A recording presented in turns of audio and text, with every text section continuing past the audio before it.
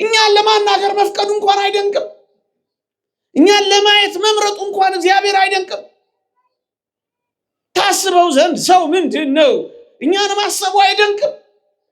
የተወደዳችሁ ክርስቲያኖች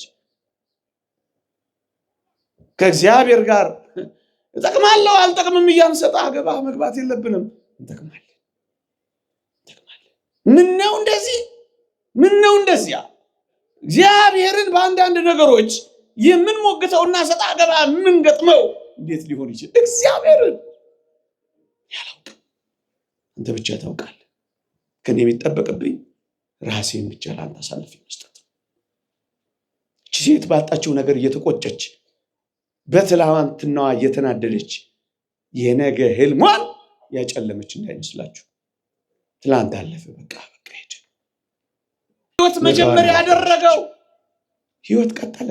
ስንሞት ህይወትን እንድንጀምር ጸጋ አድርጎ ቀየረው። ቅዱስ ባስልዮስ ዘቂሳርያ እንደተናገረው እግዚአብሔር ኃጢአትን ለማገድ ለመከልከል የሰጠው ስጦታ ቢኖር ሞት ነው ይላል። ወገኖቼ ሞት ባይኖር ኖሮ ምንኛ ወንጀል ይስፋፋል። እንደ እግዚአብሔር ቅዱስ ፈቃድ ከኔ ጋር በሚኖረን የትምህርት መርሃ ግብር ትጠቅማለህ በሚል ርዕስ እንማራለን። ከእግዚአብሔር ጋር ሆኖ በእግዚአብሔር እጅ ላይ አርፎ የእግዚአብሔር ክንዶች ደግፈውት እግዚአብሔርን ተስፋ አድርጎ በእግዚአብሔር መንገድ ተራምዶ ራሱን ለእግዚአብሔር ሰጥቶ የማይጠቅም ፍጥረት የለም። ብዙ ጊዜ ብዙዎች በብዙ መሰነካክሎች፣ በብዙ መንቻካ ፈተናዎች፣ በብዙ ውጣ ወረዶች መጨረሻ ላይ የምንደርሰው እኔ የማልጠቅም ስለሆነ ነው፣ እኔ ምንኛ የማረባ ሰው ነኝ ብለን ከዚያም ወደ ሌሎች ጥፋቶች ነው የምንሄደው። ለዚህ ነው እግዚአብሔር የነካው የእግዚአብሔር እጆች ያረፉበት የእግዚአብሔርን ተስፋ የቀመሰ የእግዚአብሔርን መንገድ የተረዳ በእግዚአብሔር አሰራር ውስጥ ራሱን ለእግዚአብሔር አሳልፎ የሰጠ ማንም ይሁን ማን ይጠቅማል፣ እንጠቅማለን። እሱን ማሳሰብ ነው የዚህ ስብከት ሐሳብ። የተወደዳችሁ ክርስቲያኖች እንደው ከመጀመሪያው ካነሰው እዚህ ግባ ከማይባለው ብዙዎቻችን ምን ይጠቅማል ብለን ከምናሳንሰው በእግሮቻችን ከረገጥነው በእጆቻችን ከምንጨብጠው ከአፈር እንኳን እንነሳ። የተወደዳችሁ ክርስቲያኖች በጣም ደካማ፣ በጣም መናኛ፣ በጣም እዚህ ግባ የማይባለው በጣም ደካማው ይሄ አፈር እኔና እናንተን የመሰለ ውብ ፍጥረት ያስገኛል ብላችሁ አስባችሁ ነበር? የተወደዳችሁ ክርስቲያኖች እግዚአብሔር እጆች ውስጥ ያረፈው አፈር ምንኛ ውብ ሆኖ እንደተፈጸመ ተመልከቱት። የማይጠቅም የማይረባ የነበረው ይሄ አፈር ውብ የሆነ ፍጥረት ነበር የሆነው። ይሄ ምንን የሚያሳየን ይመስላችኋል? የቱንም ያክል ደካሞች፣ የቱንም ያክል መናኛዎች፣ የቱንም ያክል ያነስን የተጣልን የተረገጥን ደግሞም የተረሳን እንኳን ብንሆን እግዚአብሔር ልጅ እጅ ላይ እስካረፍን ድረስ እንዴት ውብ ፍጥረት ሊሆን እንደሚችል ያሳየን። የተወደዳችሁ ክርስቲያኖች፣ ለዚህ ነው እግዚአብሔር ጋር ኖሮ የማይጠቅም ነገር የለም ለማለት የምንደፍረው። እስኪ አስቡት፣ ከዚህ አፈር ነው ብርቱ አጥንት የተገኘው ወገኖቼ። ይሄ ምንድን ነው የሚያሳየን?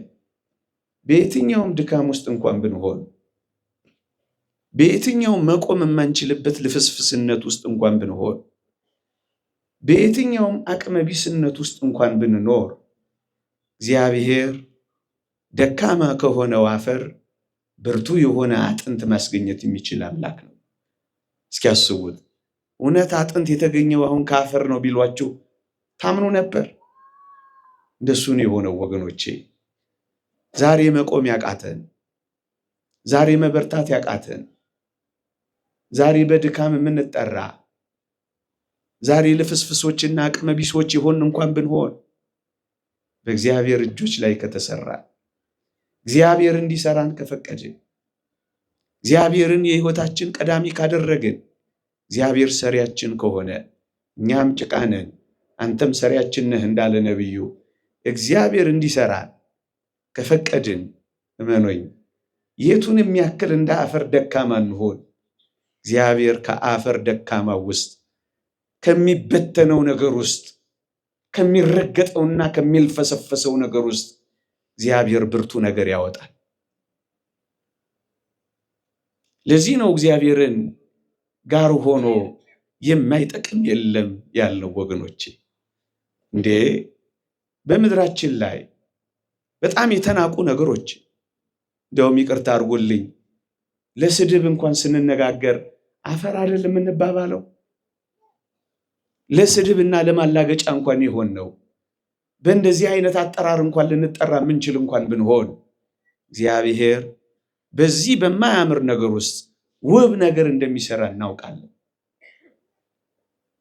በሚበተነው ነገር ውስጥ የሚሰበሰብ ነገር እግዚአብሔር ይሰራል። በማይቆመው ነገር ውስጥ እግዚአብሔር የሚቆም ነገር ይፈጥራል። ወገኖቼ እኔና እናንተ ውስጥ ያለው እግዚአብሔር የሰራው ሊቃውንት እንደሚናገሩት ከ6 ፋብሪካ በላይ ነው እኔና እናንተ ውስጥ እግዚአብሔር ስራ ይሰራው። ዓለም ቢኮርጀው የማያልቅበት ጥልቀትና ምጥቀት ያለው ህይወት ነው እኛ ሰውነት ውስጥ የተፈጠረው። እግዚአብሔር ምንም ከሆነው ነገር ውስጥ ይሄን ያህል ውስብስብ ነገር ከሰራ ታዲያ በእኔና በእናንተ ህይወት ውስጥ አፈር አይደለንም? ዛሬ የክርስቶስን ስጋና ደም ተዋህደናል እኮ ዛሬ። የተጣልን እኮ አይደለንም ዛሬ። የተነሳንና የነቃን እኮ ነን ዛሬ። ታዲያ እንደዛ በነበርንበት ህይወት ውስጥ ካለመኖርና ምንም ከነበርንበት ህይወት ውስጥ እንደዚህ ምን ጠቅም ካደረገን እዚህ ከደረስን በኋላ የማንጠቅም እንሆናለን ብላችሁ ታስባላችሁ? ወገኖቼ ለምን እንደዚህ ደካማ አንሆንም? ለምን እንደ አፈር የተናቀንና የተጠላን ለምን አንሆንም? ለምን አስታዋሽ የሚያጣን ሁሉ የሚረግጠን ሁሉ የሚበትነን ለምን አንሆንም? እግዚአብሔር እጆች ውስጥ ካረፍን መኖኝ የማይጠቅም ፍጥረት የለም። እንደው ከትንሹ ነገር እኮ ልነሳ ብዬ ነው ወገኖቼ። ሌላ ከፍ ያለውን ነገር እስኪያስቡት። እግዚአብሔር ትሞታላችሁ ያለን ሞት እንኳን ሳይቀር እግዚአብሔር ለጥቅም ያደርገዋል ብላችሁ ታስባላችሁ? ደግሞ አለው ሞትን ትሞታለህ ብሎ የፈረደበት ያ ሞት ለሰው ልጆች ጥቅም ይሆናል ብላችሁ አስባችሁ ታውቁ ነበር? ወገኖቼ እግዚአብሔር ፍቅር፣ እግዚአብሔር መሐሪ፣ እግዚአብሔር ሰውን ወዳጅ ስለሆነ ትሞታላችሁ ያለንን ሞት እንኳን ሳይቀር ለጥቅማችን አድርጎ የቀየረው አምላክ ነው። አብዛኛው ሰው እንደሚያውቀው ሞትን መሪር ብሎ ነው የሚተረጉመው። ግን ይሄንን ሞት ነው እግዚአብሔር ለጥቅማችን እንኳን አድርጎ የቀየረው ወገኖቼ። እግዚአብሔር ተናግሮት፣ እግዚአብሔር ብሎት የማይጠቅም እንደው ክፉ ነገር እንኳን ቢሆን እግዚአብሔር ሰውን አፍቃሪ እግዚአብሔርን ሰውን ወዳጅ ስለሆነ በጣም መራራ ነገሮችን እንኳን ሳይቀር ጣፋጭ አድርጎ ቀየረ ነው እናውቃለን። እሱም ሞትን እንኳን ሳይቀር። የተወደዳችሁ ክርስቲያኖች አንዲ የሸክላ ሰሪ ገሏ ቢሰነጠቅ ጊዜ ወይም ገላዋ ቢሸረፍባት አብኩታ አፍርሳ አብኩታ ለውሳ የምትሰራው ምርጥ ዕቃ አድርጋ ነው ወገኖቼ። ይሄንን በእኔና በእናንተ ላይ የተፈረደውን ሞት እንኳን ሳይቀር እኔና እናንተን ምርጥ ዕቃ አድርጎ ይሰራበት ዘንድ መንገድ ያደርገዋል ብላችሁ አስባችሁ ታውቁ ነበር? ለዚህ ነው የእግዚአብሔር ቃል በውርደት እንዘራለን፣ በክብር እንነሳለን። በመበስበስ እንዘራለን፣ ባለመበስበስ እንነሳለን። በድካም እንዘራለን፣ በኃይል እንነሳለን አለ። የክብር ዕቃ አድርጎ ይቀይረናል አለ። ወገኖቼ በመፍረስ በኩል አለመፍረስ አይገርማችሁም?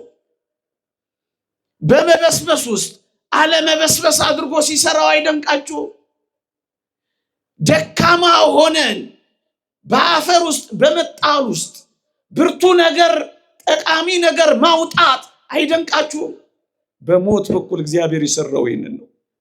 ለዚህ ነው ንዑድ ክቡር የሚሆን ሐዋርያ ጳውሎስ ካልሞትክ እኮ ሕያው አትሆንም ያለው እኮ ለዚህ ነው። መሞታችንን እንኳን ሳይቀር ለሕይወታችን ምንጭ አደረገው። በመቃብር ማህፀን ውስጥ እግዚአብሔር የሕይወት መጀመሪያ ያደረገው። ስንሞት ሕይወትን እንድንጀምር ጸጋ አድርጎ ቀየረው። ቅዱስ ባስልዮስ ዘቂሳርያ እንደተናገረው እግዚአብሔር ኃጢአትን ለማገድ ለመከልከል የሰጠው ስጦታ ቢኖር ሞት ነው ይላል። ወገኖቼ ሞት ባይኖር ኖሮ ምንኛ ወንጀል ይስፋፋል፣ ምንኛ ስግብግብነት ይበዛል፣ ምንኛ መተላለቅ ይነግሳል። እመኑኝ ሞትን እንኳን ሳይቀር እግዚአብሔር ለጥቅማችን አድርጎት እኮ ነበረ። ታዲያ ይሄንን እንደና አጋግ ያሉት ሰዎች ሞት እንዴት መሪር ነው ያሉትን ክርስቶስን ለማያ ከሱ ጋር ለመኖሪያ መንገድ አድርጎ ይጠቅመን ነበር ብላችሁ ታስባላችሁ? ለዚህ እኮ ነው በጣም አስደንጋጭ ፍርድ የሆነው ሞት እንኳን ሳይቀር የሚሻል መንገድ ተብሎ ለመጠራት የበቃው። ምክንያቱም ክርስቶስን ማያ መንገዳችን ሆነ። ከዚህ ስጋዬ ከተለየው በኋላ ከዚህ ቁርበቴ ከራኩ በኋላ እግዚአብሔርን ፊት ለፊት አየዋለሁ፣ ዓይኖቼም ይመለከቱታል እስከ ማለት የደረሱት አባቶቻችን ሞትን እግዚአብሔርን የማያ መንገድ አድርጎ ለጥቅም አድርጎ ቀየራ፣ ለወጣ።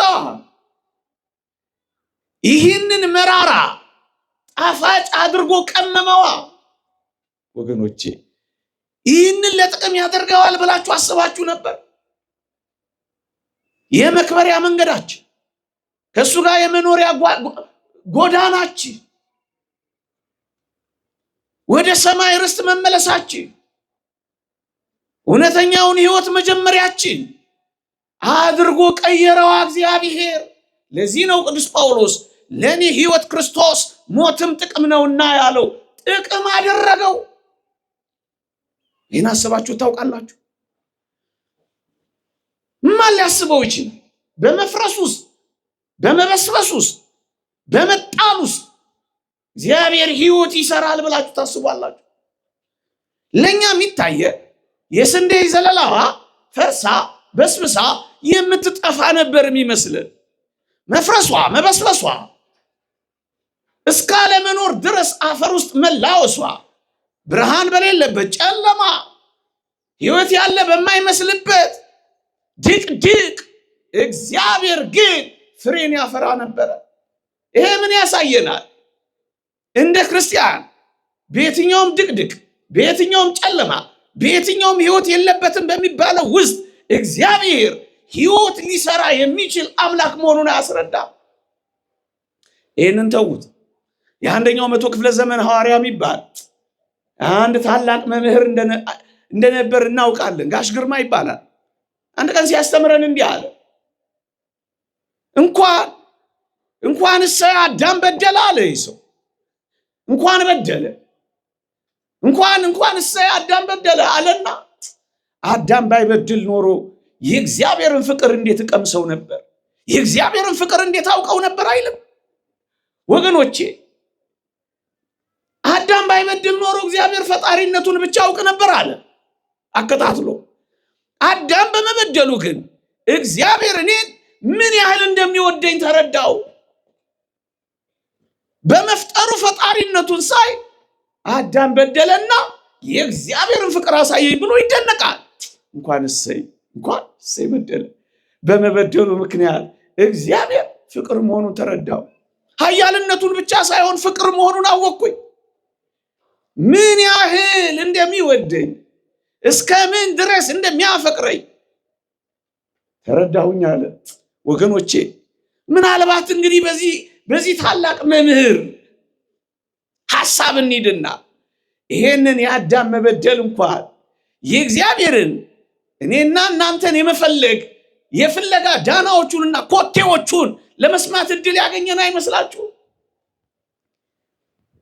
እግዚአብሔር ምን ያህል አፍቃሪ፣ እግዚአብሔር ምን ያህል ሰውን ወዳጅ፣ እግዚአብሔር ምን ያህል ሰውን ፈላጊ እንደሆነ እንዴት ለጥቅም አድርጎ እንደቀየረው አያችሁ። እንደፈለጋችሁ አትቁሩ አለና የኔና የእናንተን ሰውነት በዘባነ ኪሩብ አስቀመጠውና ጎርጎርዮስ ዘኑሲስ ደግሞ እንደተናገረው እኔና እናንተ ስንደርስበት ብቻ ወደምናውቀው፣ አሁን ቃላት የማይገልጡት፣ አሁን ስሜት የማይገልጠው፣ አሁን ቅኔ የማይበቃው፣ አሁን ስብከት የማይችለው ስንደርስበት ብቻ የምናውቀው ህይወት አዘጋጀልን ይላል። የተዘጋጀልን ጥንት ከተፈጠርንበት ክብር በላይ የሆነ ክብር አዘጋጀልን። አሁን ወደዛ ክብር ብቻ አይደለም የምንገባው፣ ወደማናውቀው ክብርም ጭምር ነው የምንደርሰው ወገኖቼ። ታዲያ ይሄ ከምን መነጨ? ቅድም መምህሩ ያለው ነው። እሰይ እንኳን አዳም በደለ። ይሄን በመበደሉ አለ የልብ ስፋት የፍቅሩ ጥልቀት እኮ ነው ኢየሱስ ክርስቶስን አገኘ ነው። በላ ጠጣ ከኛ ጋር፣ አማኑኤል ከኛ ጋር ሰው ሆነ፣ በዓይኖቻችን ተገለጠ፣ በእጆቻችን ዳሰስ ነው፣ አብሮን መኖር ጀመረ። እግዚአብሔር ምን ያህል ቅርባችን እንደሆነ አየ ነው። ልዕልናውን ብቻ አይደለም ትህትናውን ተረዳ ነው። ጉልበቱን ብቻ አይደለም ፍቅሩንም ተደነቅን። ታዲያ ይህንን ለጥቅም አድርጎ እግዚአብሔር ሲቀይረው አያችሁ፣ እንዴት ይደንቃል! እናንተ የተወደዳችሁ ክርስቲያኖች እንዴ በጣም የማይጠቅሙ የነበሩ ሰዎች፣ በጣም ጠላት የነበሩትን ሰዎች፣ በጣም አሳዳጅ የነበሩትን ሰዎች፣ በጣም ደረጃ አንድ አጥፊዎች የነበሩትን ሰዎች እግዚአብሔር በጣም ጠቃሚዎች አድርጎ እንደቀየረ አልሰማችሁም? በሞቴ አሁን ሳውልን የሚያክል ጳውሎስን የሚያክል ሰው አንድ ቀን ቤተክርስቲያንን ይጠቅማል ብላችሁ አስባችሁ ነበር? ከዋሉበት አላሳድር ካደሩበት አላስውል ያለ እንዲህ ያለ ምርጥ አሳዳጅ ምርጥ ተሳዳጅ ሆኖ ይጨርሳል ብላችሁ አስባችሁ ነበር እንዴ?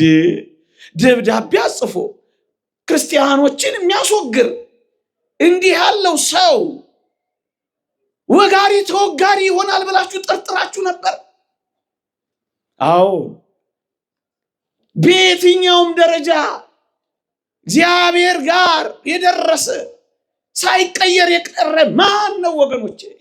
እንዲህ ያለው ሰው ነው በመጨረሻ ላይ ከልዋሪቆን እስከ ደማስቆ የሚንከራተት አብሪ ኮከብ የሆነው። እንዲህ ያለው ሰው ነው በመጨረሻዎቹ ቀናት ለመሳዋት ቀርብ ያለው እስኪል ድረስ ተሳዳጅ የሆነው። የተወደዳችሁ ክርስቲያኖች እንዴ አብሮት የሚማር ሰው ቅዱስ እስጢፋኖስ አንድ ባች የነበሩ ሲወገር ልብስ ያዥ የነበረ ሰው መጨረሻ ላይ ነፍሱን ያስይዛል ለክርስቶስ ብሎ የጠረጠረ ሰው ነበር። ይህ ምን ያሳያል? በየትኛውም ደረጃ ወንበዴዎች፣ አጥፊዎች፣ አሳዳጆች፣ ጠላቶች፣ ቀማኞች እንኳን ብንሆን እግዚአብሔር እኛም ጠቃሚ አድርጎ ይቀይራል የሚችልበት ጊዜ አለው፣ ቀን አለው፣ ዘመን አለው፣ መንገድ አለው። እግዚአብሔር እንዴ ትንሿን ሰናፍጭ እንዲሁም ሊቃውንት ከሰናፍጭ ጋር ያነጻጽሩታል። ሐዋርያ ጳውሎስ ሰናፍጭ እኮ እዚህ ግቢ የማትባል ቅንጣት ናት፣ በዓይን እንኳን ለመታየት የምትረቅ ናት። ሰናፍጭ ሲተክሏት ግን ትልቅ ዛፍ ትሆንና ብዙዎችን ታሳርፍና ለብዙዎች መጠለያ ትሆናለች። ጳውሎስ እንደሱ ነው ይላሉ። በእውነት በአቴና የነበረውን ያን ዲዮናስዮስን የሚያክል ፈላስፋ ያስጠለለ እኮ እንደ ሰናፍጭ ያለው ማንም የማይጠረጥረው እኮ ሰው ነው ጳውሎስ። ቤተ ክርስቲያን እሱን ለመቀበል ተጠራጥራ ነበር ይላል አንድ ሊቅ። እንዴ እንደ ጳውሎስ የምንጠረጠር እንኳን ብንሆን እግዚአብሔር ጠቃሚ አድርጎ የሚቀይርበት ቀን ነበር። ለጥቅም አድርጎ የሚቀይርባቸው እንደ በርናባስ ያሉ ሰዎች እግዚአብሔር ነበሩት። ወገኖቼ አያችሁ፣ አሳዳጁን ተሳዳጅ፣ ወጋሪውን ተወጋሪ፣ ገዳዩን ሟች አድርጎ ሊቀይር የሚችል ጠማማውን የሚያቀና ሻካራውን የሚያለሰልስ እግዚአብሔር በእጆቹ ተባራቂ ሰው እግዚአብሔር ያወጣ ነበር። ወገኖቼ ዛሬ አንዳንዶች ባሉበት ማንነት አይጠቅሙም ብለን ማንናገረው እኮ ለዚህ ነው ወገኖቼ። ኋለኞች ፊተኞች የሚሆኑት እግዚአብሔር ጠቃሚ አድርጓቸው። ዋና ተናጋሪው በርናባስ ነበረ። ሐዋርያት ሥራ እስከ ምዕራፍ 13 አንብቡት። በርናባስና ሳውል ሲል ታገኙታላችሁ። ሲጨርስ ግን የሐዋርያት ሥራ ከ13 በኋላ ግን ተመልከቱት፣ ሳውልና በርናባስ በሚል ተቀየረ። ሳውል የሚጠቅም ሰው ሆና እንቅልፍ እያጣ በረሃብ እየተወለገ በጾም እየተቃጠለ እንደ ጥራጊ ጉድፍ እየተጣለ እንዳበደ ውሻ እየተወገረ ምን አይነት ታላቅ ቀዳሚ ሰው ሆነ መሰላችሁ? ይሄ የሆነው እግዚአብሔር ጠቃሚ አድርጎ መቀየር ስለሚችል ነው ወገኖቼ። ይሄው ጠቃሚ አድርጎ ቀየረው። ዛሬ በየትኛውም ደረጃ እንዴ አሁን እንደነ ሙሴ ጸሊም ያሉ ሰዎች ማን ጠቃሚ ይሆናሉ ብሎ አሰበ ወገኖቼ? እነዚህ ሰዎች አሁን ጠቃሚ ይሆናሉ ብሎ አሰበ። እንዴት ይደንቃል! ሰው ሁሉ የሚፈራቸው፣ ሰው ሁሉ የሚሸሻቸው፣ ስማቸውን ሲያይ የሚደነግጥባቸው ሰው ሁሉ ይፈልጋቸዋል ብላችሁ ታስባላችሁ? አባ ሙሴ አባ ሙሴ አባ ሙሴ እየተባለ ዝነኛ ይሆናል ብላችሁ አስባችሁ ታውቃላችሁ? እግዚአብሔር ያደረገው ይሄ ነው። የሁላችሁ እስካሁን ዝነኞች ናቸው። የሁላችሁ እስካሁን ጠቃሚዎች ናቸው። ሞተው ይጠቅማሉ። ዘመን አይሽራቸው። እግዚአብሔር ጠቃሚ ሲያደርግ አሻግሮ ነው። የትኛው ወንበዴ ነው ታዲያ ዛሬ በእግዚአብሔር ተስፋ የሚቆርጠው?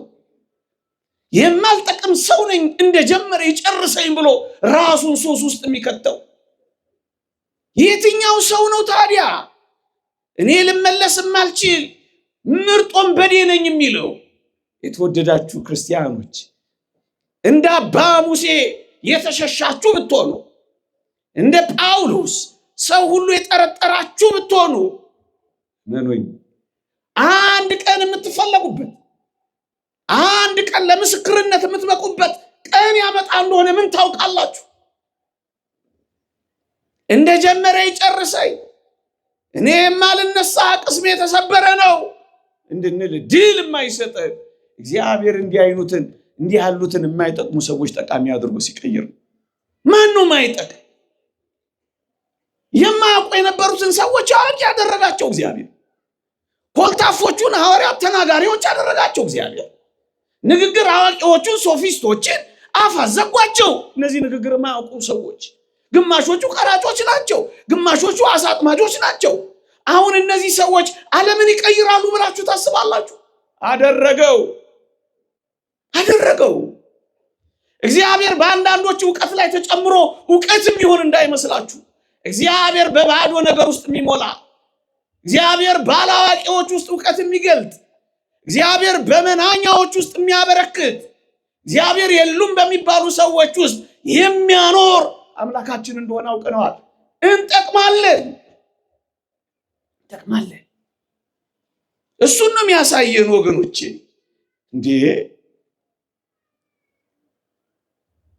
እንዴ መስቀሉንስ እስኪያስቡት ከ300 ዘመን በኋላ የክርስቶስ መስቀል ሳይፈርስ ሳይበሰብስ ሳይጠፋ ከ300 ዘመን በኋላ ይጠቅማል ብላችሁ ታስቡ ነበር ወገኖቼ? እግዚአብሔር ዘመን አስቀረው።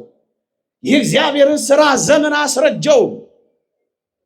እግዚአብሔር አሰራሩን ዘመን አሸንፈው። ለምን 300 ዘመን አይሆንም እንዴ? እግዚአብሔር ካረፈበት፣ እግዚአብሔር ከነካው ማን ፈራሽ ነው? ማን ወዳቂ ነው? ማን ተጣይ ነው እንዴ? የክርስቶስ ሰውነት ያረፈበት ስጋውና ደሙን የተቀበልክ አንተ ይሄን ያህል ተስፋ መቁረጥ አለብህ?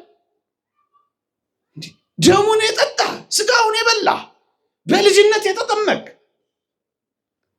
የሆነ ነገር ቀበረኝ አልነሳም እንዴት ትላለህ? ለምን ጥቂት ጉድፍ ብቻ አይደለም። አንተ እኮ ምናልባት ጥቂት ጉድፍ ነው የሚኖርብህ፣ በጣም ጥቂት። ይሄ ግን ለዘላለም ቀብሮኝ ይኖራል እንዳትል። ያ ሁሉ የኢየሩሳሌም ጉድፍና ቆሻሻ፣ ያ ሁሉ የኢየሩሳሌም ያ ሁሉ መጣያ የሆነው መስቀሉን ለምን አታየው? ከ300 ዘመን በኋላ ሲወጣ አዲስ ይሆናል።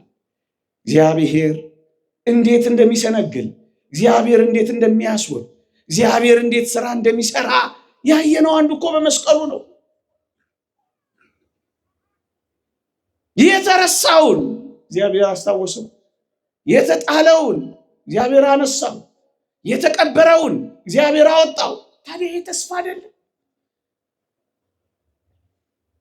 እንዴት እኛንማ ስጋውን የበላን ደሙን የጠጣን በልጅነት የከበር አብረነው ጥቂት ለመኖር ምን ሞክር እኛንማ ተቀብረን እንዴት ይተወናል? ዘመንስ እንዴት ተስፋ ያስቆርጠናል ወገኖቼ? እንዴ በዓለም ሁሉ የተዋረደው የሆነውን ይሄን መስቀል ዓለም ሁሉ እንዲያከብረው የሚያደርግበት ቀን ይመጣል። ይሄው አከበረው ዓለም፣ ይሄው አደነቀው ዓለም። እነሱ የሚያውቁት በውርደት ነበር፣ ዓለም ግን በክብር አሁን አወቀው።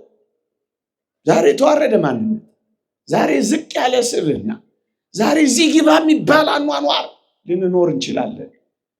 ግን እግዚአብሔር እንዲያርፍብን ከፈቀድን መኖኝ ተቀብረን አንቀርም፣ እንወጣለን። ጠፍተን አንቀርም፣ እንገኛለን። ተረስተን አንቀርም፣ እንታወሳለን። ተዋርደን አንቀርም፣ እንከብራለን። ሞተን አንቀርም፣ ሕይወት እናገኛለን። ወጥተን አንቀርም፣ እንገባለን። አንክሰን አንቀርም፣ ደግሞ ጸንተን እንቆማለን። አዝነን አንቀርም፣ ደግሞ እንደሰታለን። ነፍርቀን አንቀርም፣ ደግሞ እንስቃለን። እግዚአብሔር ያደረገው ይሄንን ነው። ዘመን ረዘመ እንኳን ብንል ለ300 ዘመናት፣ አሁን ከዚህ በላይ ሊረዝም ይችል ይሆን ወገኖቼ? እውነት እንደው እስኪ ተመልከቱት። አሁን ሙት ከሆነው ከሳራ ማህፀን ይስሐቅን የመሰለ ጣፋጭ ይገኛል ብላችሁ ታስባላችሁ? ማህፀኗ እኮ ሞቷል። ለዚህ እኮ ነው በወንጌል ከነዚህ ድንጋዮች ልጆች ላስነሳ ይችላል ተብሎ የተጻፈው እኮ ለዚህ ነው። ድንጋይ የሚለውን ሲተረጉሙ ሊቃውንት የሐናን ማህፀን ያመጣሉ። በቃ አብቅቷል፣ ድንጋይ ሆኗል። እግዚአብሔር ግን ከዚህ ድንጋይ ውስጥ ሰው አለው። እግዚአብሔርን ገና አልቀመስ ነው ይሆን? እግዚአብሔርን ገና አላወቅ ነው ይሆን? እግዚአብሔርን ገና አላጣጣም ነው ይሆን?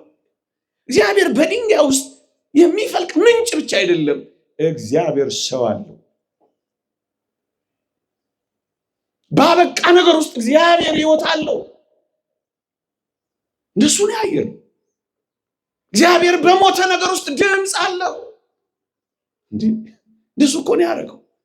እግዚአብሔር በማህፀን ውስጥ ያለውንም በምድር ያለውንም በሰማይ ያለውንም እግዚአብሔር ጠቃሚ ያደርገዋል። የማይጠቅም ምንም ነገር እግዚአብሔር እዚህ ምድር እንኳን ተውት እኔና እናንተ እዚህ ምድር ውስጥ ፈጥሮት የማይጠቅም ነገር አለ? ምንድን ነው የማይጠቅም? እንኳን እኔና እናንተ ጥቃቅን ፍጥረቶች እንኳን ሳይቀር ለጥቅማችን የተፈጠሩም አልነበር? ማን ነው አልጠቅምም ብሎ ደፍሮ ሊናገር የሚችል? ዘመን የረዘመበት ማን ነው? ቀን አለፈብኝ የሚል ማን ነው?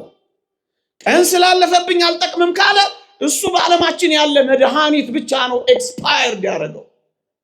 ይህ እግዚአብሔር ኤክስፓየርድ ሲያደርግ ምን አይታችሁ ነው በቃ በቃልኝ የምንለው?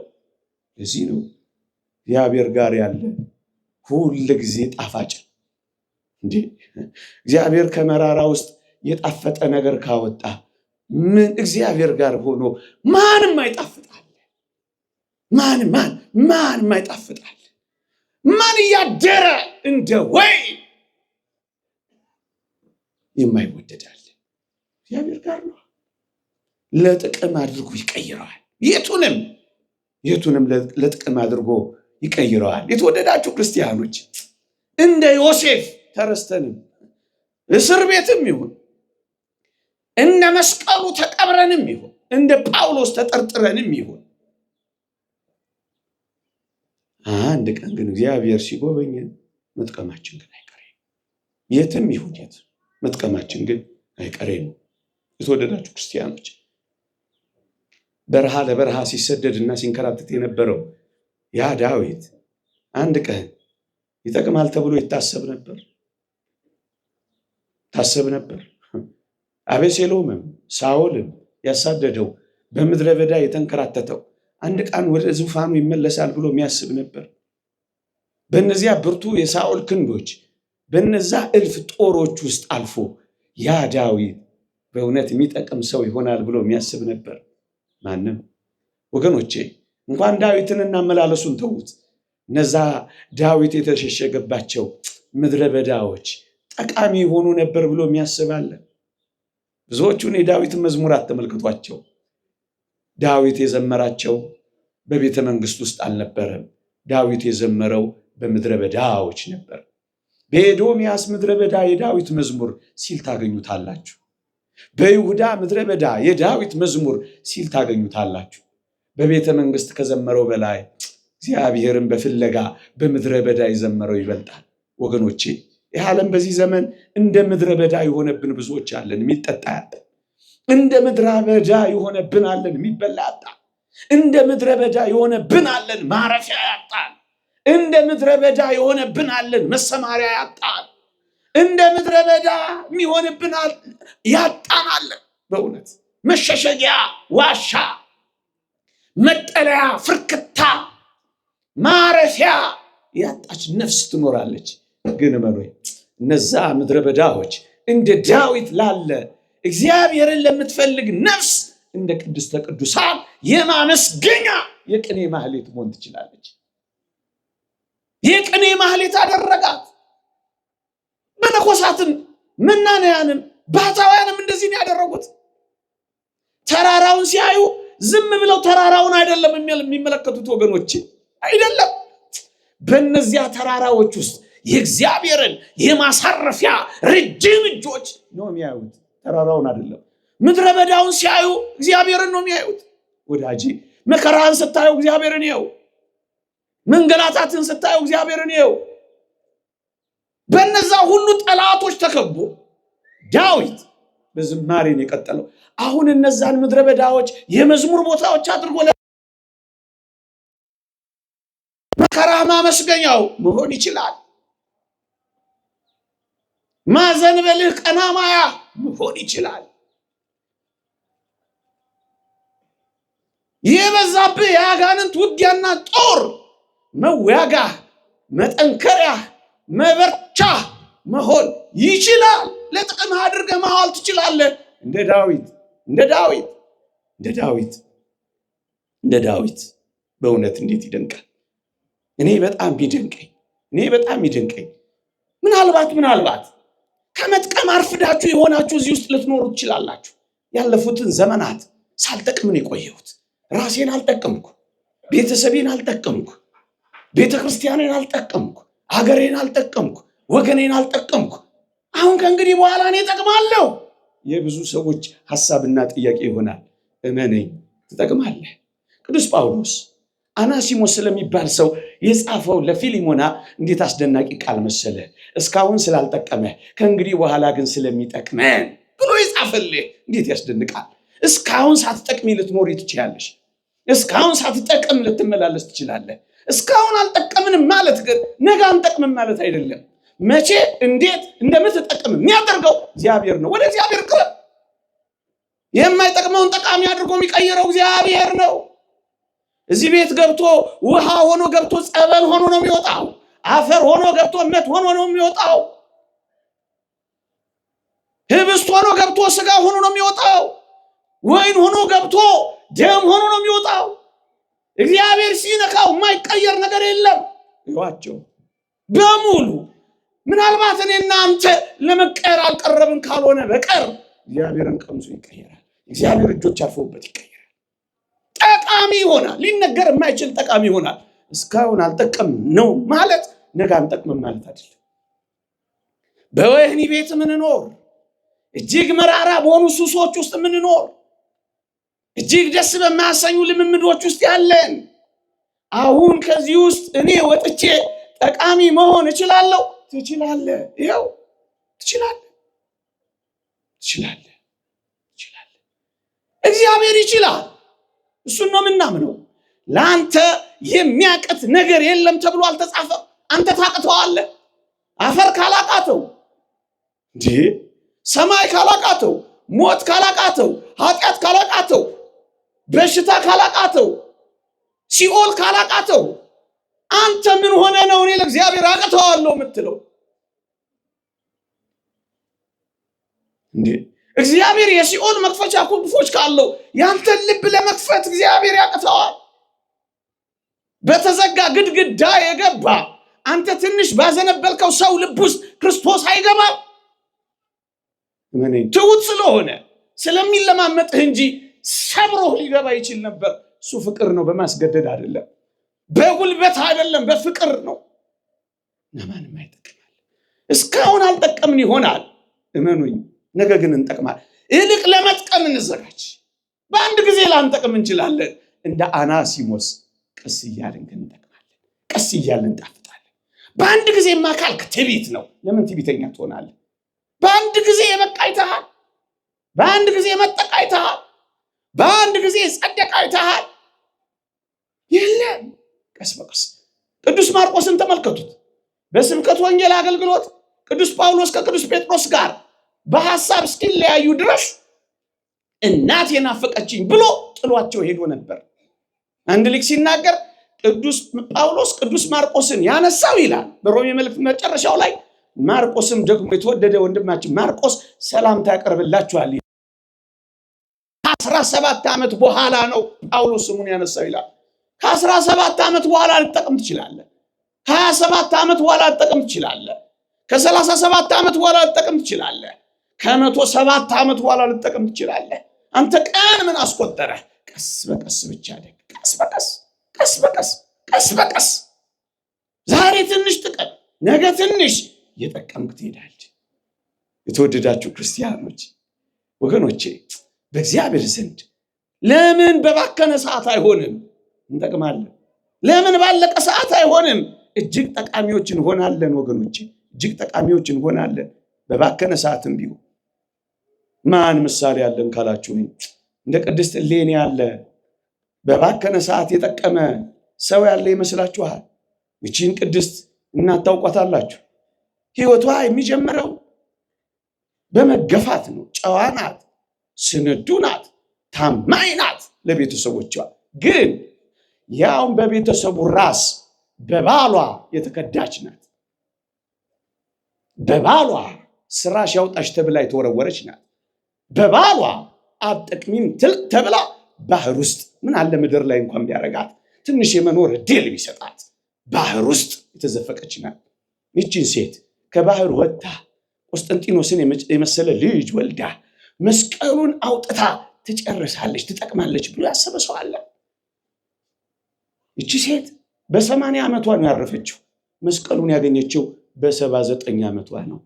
አበቃ። በባከነም ሰዓት ልጠቅም ከቻልክ አሁን ታግሰህ ኑር። እንዲህ ካልሆነ እወጣለሁ፣ ማን ይጎዳ? እንዲህ ካልሆነ ማን ያቆማለሁ? አንተ ትቆማለህ። እግዚአብሔርና የእግዚአብሔር ስራ ይቀጥላል። ብናምነው ታመናል፣ ባናምነው የታመነ ሆኖ ይቀጥላል።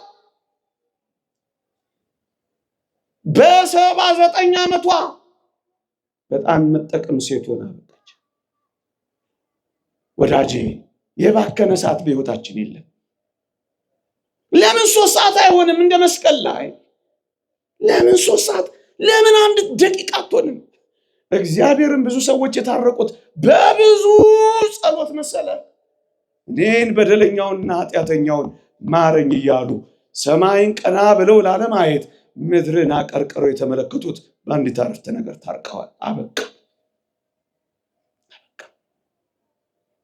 ቀኑ ከረፈደ የሚመጡትንም በመጀመሪያ የሚመጡትንም እግዚአብሔር የሚቀበል አምላክ ባለቀ ሰዓት። የተወደዳችሁ ክርስቲያኖች፣ ይህቺ ሴት የቀድሞ የመገፋት ህይወቷ አላበለሻትም። ቤተሰብ የገፋልን ልንኖር እንችላለን። ያመነው የካደን ልንኖር እንችላለን። ያመነው ስለ ካደን ራሳችንን ክደን ምናልባት ግሮሰሪ ውስጥ እየተጠረግን ያለን ወንዶች ወይም ሴቶች ተስፋ የቆረጥን እንኳን ብንሆን ችን ሴት ልናስባት አይገባም። ጠቃሚ እንሆናለን። ለምን እዛ እንከርማለን? ለምን እኛ ደግሞ ሌሎች ያበላሹን አንሶ እኛ ደግሞ ለመበላሸት ራሳችንን አሳልፈን እንሰጣለን፣ እንጠቅማለን። እኔ ስታመን ምን ነው እግዚአብሔር ጉድ አደረገኝ እያለች ከእግዚአብሔር ጋር ትግል የገጠመች አይምሰልህ። ብዙ ሰዎች እንዲህ አይነት ትግል ገጥመናል። በጣም ይደንቃል። እግዚአብሔር እኮ በእውነት ክርክር የምንገጥመው እሰጥ አገባ የምንገባው እንካ በንካ የምንለው አምላክ እኮ አይደለም እግዚአብሔር። እንዴ እኛን ለማናገር መፍቀዱ እንኳን አይደንቅም? እኛን ለማየት መምረጡ እንኳን እግዚአብሔር አይደንቅም? ታስበው ዘንድ ሰው ምንድን ነው? እኛን ማሰቡ አይደንቅም? የተወደዳችሁ ክርስቲያኖች ከእግዚአብሔር ጋር እጠቅማለሁ አልጠቅምም እያንሰጣ አገባ መግባት የለብንም። እንጠቅማለን። ምነው እንደዚህ ምነው እንደዚያ? እግዚአብሔርን በአንዳንድ ነገሮች የምንሞግተውና ሰጣ አገባ የምንገጥመው እንዴት ሊሆን ይችላል? እግዚአብሔርን ያላውቅም። አንተ ብቻ ታውቃለህ። ከኔ የሚጠበቅብኝ ራሴን ብቻ ለአንተ አሳልፌ መስጠት። እቺ ሴት ባጣችው ነገር እየተቆጨች በትላንትናዋ እየተናደደች የነገ ህልሟን ያጨለመች እንዳይመስላችሁ። ትላንት አለፈ፣ በቃ ሄደ። ነገዋን አላበላሸችም። ህይወት ቀጠለ። ህይወት ይቀጥላል። ህይወት ይቀጥላል። ህይወቷን የቀጠለችው እንደውም በጣም የሚደንቀው ስትገፋ ወደ መስቀሉ ሄዳ መመርኮዝን የመረጠችው። ይልቅ ወደ መስቀሉ ናናረፍ። እንደ ይሁዳ መሰቃየህን አትፈልግ። ሰይጣን በጣም ክፉ ነው። ይሁዳ ክርስቶስን አሳልፎ ከሰጠ በኋላ ታስታውሳላችሁ፣ በጣም ያሳዝነ። ተጸጸተ፣ ደግሞ አለው ተጸጸተ። ይሄን ጸጸት ሲያይ ግን ዲያብሎስ ሌላ ወጥመድ ፈጠረ። ምን ፈጠረ? ከተጸጸተ ምን ሊያደርግ ነው? ወደ ክርስቶስ ሄዶ ይቅር በለኝ ሊል ነው። ስለዚህ ዲያብሎስ ምን አደረገ? ይሄን ጸጸቱን ተጠቅሞ ይሁዳን ወደ መስቀሉ ሳይሆን ወደ መሰቀያ ቦታ መራው። ለምን? ወደ ክርስቶስ ከሄደ ዲያብሎስ አንድ ነገር ያውቃል። ክርስቶስ ይሁዳን እንኳን ሊምረው የሚችል ፍቅር መሆኑን ያውቃል። ሊድንበት ነው። እንዳይድንበት ምን አደረገው? ወደ መስቀሉ ከመሄድ ይልቅ ወደሚሰቀልበት እንጨት መራው። ይሁዳ በዚህ ተደመደመ። በእርግጠኝነት ቅዱስ ዮሐንስ አፈወርቅ እንደተናገረው ክርስቶስ ይሁዳን እንኳን ሳይቀር እጆቹን ዘርግቶ ይቀበለው ነበር ይላል። አንተ ይሁዳን የሚቀበል አምላክ እንኳን እያለ አንተ ከዚህ አምላክ በብዙ ርቀት ትሮጣለህ፣ በብዙ ርቀት ተሸሸዋለህ፣ በብዙ ርቀት አይቀበለኝም፣ እንድጠቀም አያደርገኝም ብለህ ከሱ ደግሞ ጀርባህን ሰጥተህ ትኮበልላለህ።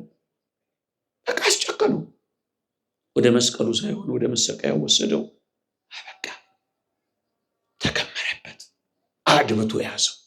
ሴጣን እንደዚህ ነው የሚያደርገው ወገኖች። እና በባከነም ሰዓት እንደዚች ሴትዮ እንደዚች ቅድስት እናት ለተጠቀም ከቻልክ ምን ታውቃለህ? ዝም ብለን እንመላለስ፣ ዝም ብለን እጆቻችንን ዘርጋ፣ ዝም ብለን እንለምነው፣ ዝም ብለን እንማጸነው፣ ዝም ብለን በፊቱ እንቆይ።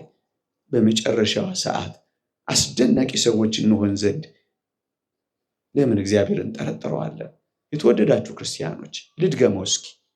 እንደ ዮሴፍ ተረስተ፣ እንደ መስቀሉ ተቀብረ፣ እንደ ጳውሎስ ተጠርጥረ፣ እንደ እሌኒም ተወርውረ፣ እንደ ዳዊትም ተሰደ ይሆናል።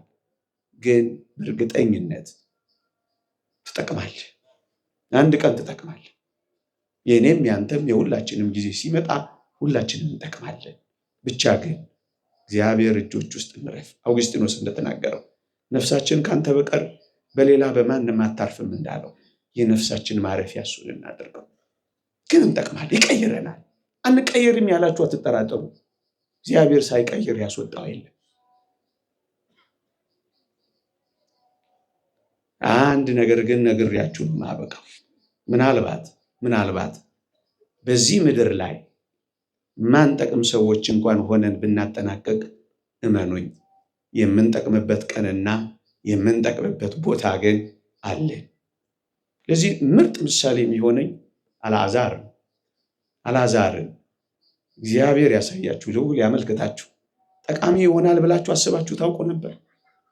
እኔ በጣም ነው የሚደንቀኝ፣ ሁሌ ሳነሳው የሚመስጠኝ። ድሃ ነው፣ በድህነት ላይ በቁስል የተመታ ነው። በቁስል መመታት ላይ አስታማሚ ያጣ ነው። አስታማሚ በማጣት ላይ ውሾች ቁስሉን እየላሱት እስኪንከባከቡት የደረሰ ነው። ውሾችን የሚያባብርበት አቅም እስኪያጣው ድረስ እንኳንም በውሾች ደስ የሚሰኝ ነው። ቢለምን የሚሰጠው የለም። ባለጸጋውን ብቻ ነው የሚያየው። በኦሪት የኖረው ተስፋ ትንሣኤ አልተሰበከ። ታዲያ ይሄ ሁሉ ሰው እስከ መጨረሻ በዚህ ኑሮ የኖረው አንድ ቀን ይጠቅማል ብላችሁ አስባችሁ ታውቁ ነበር? አዎ፣ አልዓዛር የሚጠቅምበት ጊዜና አድራሻ ነበረው። እሱም በሰማይ ነው። ደግሞ አለው። የተወደዳችሁ ክርስቲያኖች፣ ክርስቲያን የሆነው በዚህ ዓለም ደልቶን፣ በዚህ ዓለም ተመችቶን፣ በዚህ ዓለም ፈንጥዘን፣ በዚህ ዓለም ተዝናንተን ለመኖር አይደለም። እንዳታስቡት። ከሆነ እሰየው፣ ግን አይደለም። ለዚህ ነው ቅዱስ ጳውሎስ በዚህች ሕይወት ብቻ ክርስቶስን ተስፋ ካደረግን ምንኛ ምስኪኖች ነን ያለው። ለዚህ ነው በዚህች ሕይወት ብቻ ነው እንዴት ክርስቶስን ተስፋ የምናደርገው? የአንዳንዶች ሊሆን ይችላል፣ የኔና ያንተ ደግሞ ላይሆን ይችላል። እንደ አልዓዛር በምድር ላይ የማንጠቅም ሆነን ብናጠናቀቅም እንደ ቅድስት እሌኒ በባከነ ሰዓት የምንጠቅም እንኳን ባንሆንም ግን በሰማይ መጥቀማችን ይጀምራል። ታዲያ ከዚህ በላይ የክርስቲያኖች ተስፋና ሕይወት አለ? አዎ፣ በሰማይ ድሃ አይደለም የምንሆነው፣ ባለጸጋ ነው የምንሆነው። በሰማይ በበሽታ የተመታ በቁስል የተጠቃ አይደለም፣ መታመም ነው የሚጠፋው። በሰማይ አስታማሚ አይደለም የሚያጣው። የተወደዳችሁ ክርስቲያኖች፣ በውሾች የተከበበው ሰው በመላእክት አጀብ ነው የገባው። በምድር ላይ እንደ ማዕበል በምትናወስ እንደ ባህር ላይ ኑሮ የኖረው ወደ አስደናቂ የእረፍት ወደቡ መልህቁን የተቀለው አልዓዛር እንዴ በመላእክት እቅፍ ነው የገባው። ባለጸጎችን ብቻ አይደለም፣ እጅግ አስደናቂውን አምላኩን ጭምር ነው ያየው። ታዲያስ በጣም የሚጠቅምበት ጊዜ የመጣ መሰላችሁ? ታክሱ ክርስቲያኖች፣ አትቸኩሉ ክርስቲያኖች። የኔና የእናንተ ምርጥ ጊዜ በሰማይ ሊጀምር ይችላል። አልዓዛር በዛ በሰማይ አሁን ቪአይፒ ወይም ቪቪአይፒም በለው እንደሱ መኖር ነው የጀመረው። ተፈላጊ ሰው፣ ምርጥ ሰው፣ ዝነኛ ሰው ነው የሆነው። አሁን ዝነኛ ላንሆን እንችላለን። ምን አገባ? አሁን ሪኮግኒሽን የሌለን፣ እውቅና የሚሰጠን የሌለን፣ የሚያጨበጭብ የሌለን፣ የሚያየን የሌለን ልንሆን እንችላለን። በመጨረሻው ዓለም ግን ሁሉም አይን ወደኛ ይመጣል። አንድ ቀን ያላየው ባለጸጋው ነው እንኳን ከሩቅ አየው ይላል አብርሃም። ደግሞስ አልዓዛርንም በቅፉ አየው ይላል። አልዓዛር የመታየት ቀን ይመጣል በሰማይ። የዝነኝነት ቀን ይመጣል በሰማይ። ታዲያ አልዓዛር ጊዜ አልጀመረም ብላችሁ ታስባላችሁ? አልዓዛር በጣም ጠቃሚ መሆኑን የምትረዱት አልዓዛርን ስደድልኝ ማለት ተጀመረ። ተፈላጊ ትሆናል። በባትሪ የምትፈልግ ትሆናል። ያ ቁስል ያከክበት እጅህ እንኳን ሳይቀር የጣቱን ጫፍ አስነክቶ ምላሴን ያበርድልኝ ዘንድ እባክህን ላክልኝ። ባለጸጋ የሚፈልግ ድሃ ልትሆን ትችላለህ። ብዙ ያለው ሰው ምንም የሌለህን የሚፈልግ አንተ ውስጥ ብዙ ሀብት አለ፣ አንተ ከፍ ብለሃል። ታዲያ ይሄ አልዓዛር ጊዜ አይደለም። ከቅርብ ያላዩ ከሩቅ የሚያዩበት ጊዜ ይመጣል። ስምን ጠርተው ማያውቁት ስምን የሚጠሩበት የሚደጋግሙበት ቀን ይመጣል። እንጠቅምበት ቀን ይመጣል በሰማይ። ተስፋችን በሰማይ። እንጠቅማለን። ይቆየን።